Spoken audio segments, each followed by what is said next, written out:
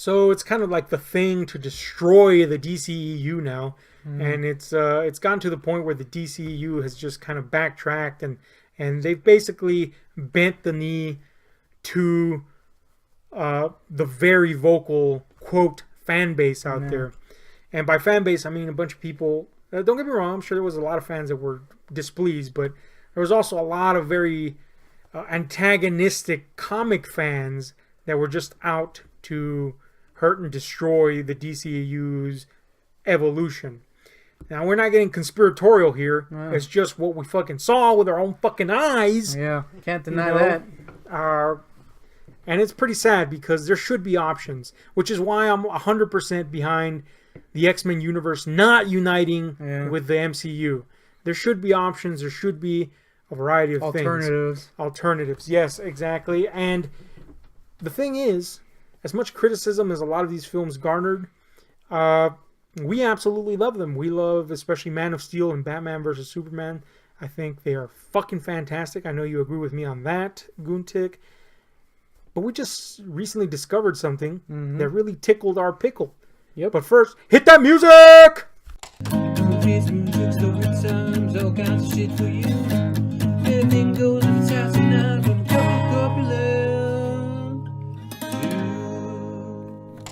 Alright, so here's the thing.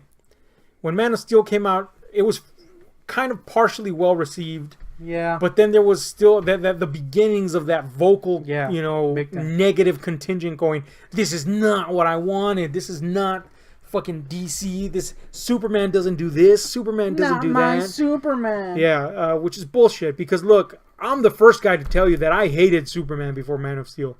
No, he hates a strong word. I'm not going to say arcs, but for the most part, he had some decent arcs before. Yeah, for the most part, this guy was too powerful, too good old boy, too cheesy at times.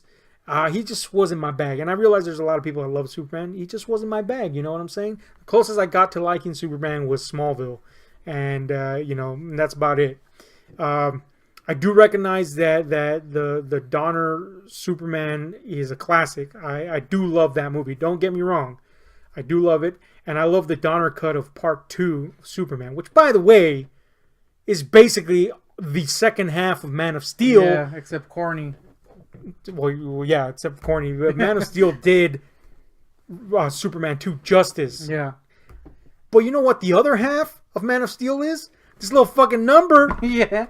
Called Superman Earth 1. This is volume 1 of a series that was basically graphic novels by the legendary J. Michael Straczynski. And you recently picked this up and you gave it a little read through and you said, hey, you fat asshole, I think you should check this little fucking number out. And then I said, well, when was this printed? You told me the reason. I'm not saying that yet, but I said, when was this printed? And it was printed a good 3 years before Man of Steel came out. So for all those people that said, this is not my Superman, guess what? This isn't how Superman would act. If you mix this fucking story, the first volume, with Superman 2, the action parts, the villains, and all that stuff, you get Man of Steel. Yeah. This is exactly what... So 3 years before Man of Steel, we basically got Man of Steel. And it wasn't like a small storyline that no one cared about. This baby was critically lauded. Yeah. People loved it. And just to prove how influential it is, this is a reprint of it. Done years after Man of Steel. But here we have David fucking Goyer, one of the writers of Man of Steel. Which, by the way, just on the side here, David Goyer gets a lot of fucking flack from a lot of people. He's kind of a dick. He's a dickhead. Yeah. But are we really giving flack to the guy that started the superhero craze? Yeah. Let's get real here, folks. Blade started the superhero craze, and David S. Goyer wrote all 3 of those movies. Just saying. And hey, are we really giving flack to the guy that co-plotted and co-wrote the movies that made everyone go, oh wait, superheroes don't have to be super corny? That's right, David S. Goyer wrote the Batman trilogy, that is to say Batman Begins, Dark Knight, and Dark Knight Rises. Trilogy. And he wrote, of course, Man of Steel and BVS with Chris Terrio. So David S. Goyer back here is giving a little blurb about how fucking badass this little number is, and I know now why, because clearly he took a lot of influence for it. Yeah, it's pretty much this is pretty much Man of Steel, with the exception There's some changes, of course, the villain being supplanted with a person called Terrell instead of Zod. Yeah.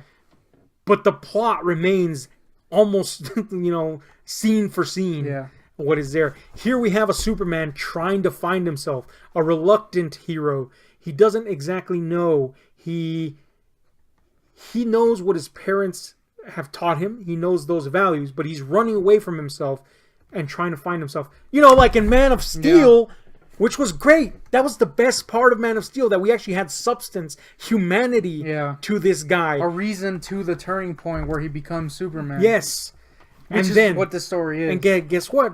He comes to the full realization of what he should be when a threat from his ancient homeworld makes itself present on Earth by destroying it with these big planet destruction engines, just like in Man of Steel. Yep.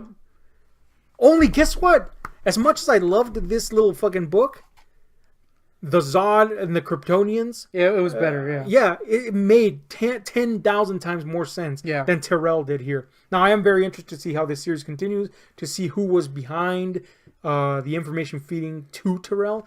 But in terms of a self-contained story, the Man of Steel Zod element really well-rounded Superman's character and made a ton more sense.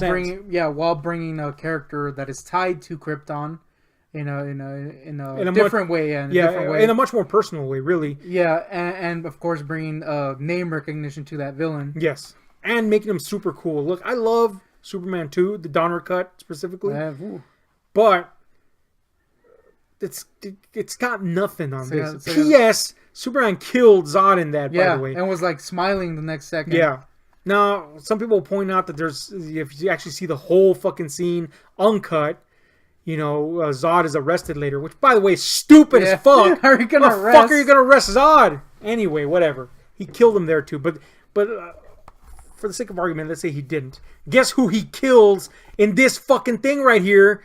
That's right, the Superman that never kills the bad guy in this. Yep. So fuck you, people that said there's no precedent for fucking Man of Steel. Yeah. Yes, there is. It's called this fucking shit. Freaking critically acclaimed, beloved storyline. So anyway, just getting a little steam off there. The point is, I was reading this baby and I was like, there's no way it can get more Man. What? Yep. Woo! Yeah. The whole thing is pretty much Man of Steel. Yes. Check this little story out. Superman, Earth 1. J. Michael Straczynski. I think there's 3 volumes if I remember correctly. Point is, this first volume is where it's at if you want to see the framework to Man of Steel. There was precedent. Superman has killed here and before this, by the way. Yeah. Let's just get that out of the way. So yeah, this little world. This is not my Superman bullshit. This little world that we live in, where it's something that you don't remember happening. It's a world of convenience, is the problem. Yeah, it really is. Like people bitching about Superman killing. Are you fucking kidding me? Have you seen the other movies? You really think that guy survived any of that shit? Yeah. Come on, man. This is just people trying to find a way to destroy something. Yeah. If you genuinely dislike the movie, that's one thing. If you're trying this fucking hard to destroy it, come on, man. Come on. Nobody's stopping your MCU. We love the MCU. Nobody's stopping that from being successful. You have to go out and destroy something else just because it's not that. Now they've MCU'd the DCEU, so I don't know where that's going to go. Hopefully, I don't know what the fuck. But the point is, it was good while it lasted. For a while there anyway, and whatever. At least we got one good adaptation of a Superman story, which was actually more of a close adaptation than we originally thought. Yep. So there you have it. Fucking fanboys bitching all bullshit. Literally had that fucking story 3 years before. Yep. Fuck you. Sucked its dick off. The few people who read it, because that's another thing. That's another thing. Oh, I didn't read it, so it doesn't fucking exist. Fuck you, man. What are you, flames? Anyway, hit that like, share, and subscribe button. And those notifications, because YouTube is really reaming it up our asses here. It's not good. But anyway, tell your friends about us, something. Because fuck, they're really making sure that people that don't want to censor themselves are getting fucked in the ass. I may have that's Goontick, and we're out.